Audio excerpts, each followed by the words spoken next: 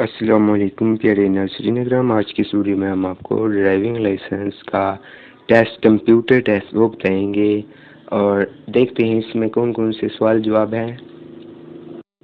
سب سے پہلے سامنے دی گئی نشان سے کیا مراد ہے؟ دائیں طرف دوہرا موڑ ہے۔ اور سامنے دی گئی نشان سے کیا مراد ہے؟ راستہ دینے کی لکیر ہے۔ سامنے دی گئی نشان سے کیا مراد ہے؟ Bus stop. سامنے دی گئی نشان سے کیا مراد ہے؟ اس کا ہے مال بردار گاڑیوں کا داخلہ ممنوع ہے۔ سامنے دی گئی نشان سے کیا مراد ہے؟ اگلے چوک پر دائیں طرف سے آنے والی ٹریفک کو راستہ دیں۔